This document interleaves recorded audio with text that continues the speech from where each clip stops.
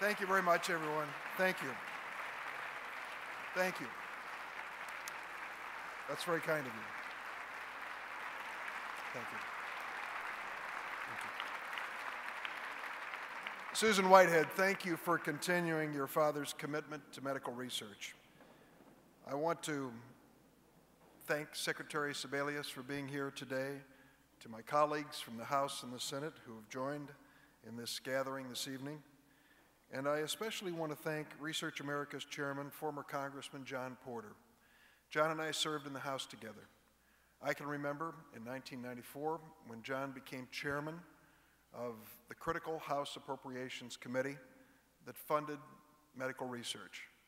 John made a commitment that he would work to double the funds invested in medical research in America.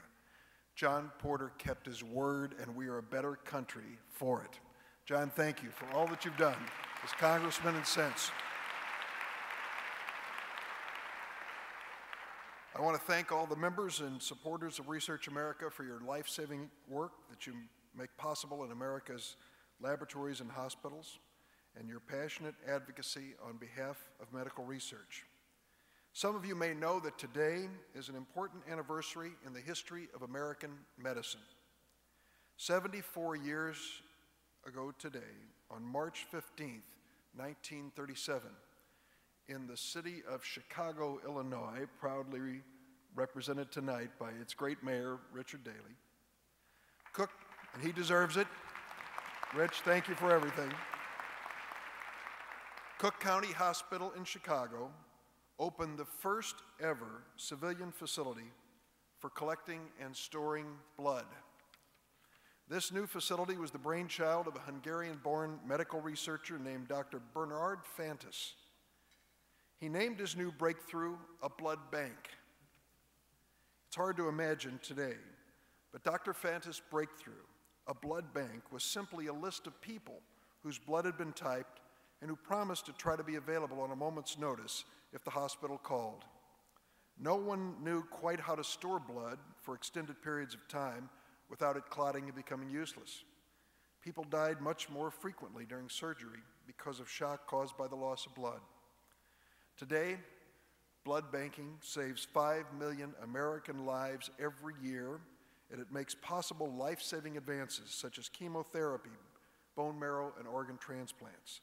All of that from the work of one brilliant and determined medical researcher.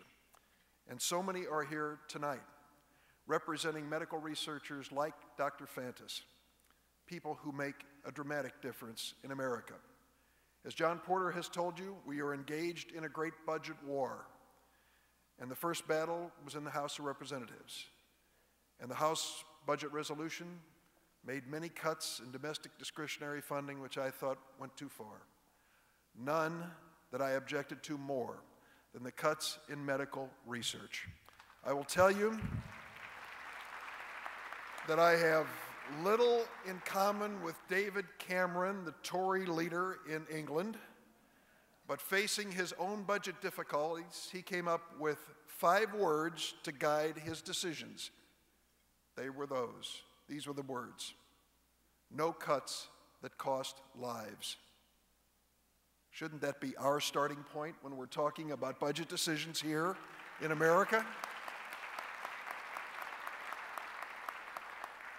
A week ago, I was at the Robert Lurie Northwestern University Cancer Research Center in Chicago. A few days before that, at Southern Illinois University School of Medicine in my hometown of Springfield, Illinois.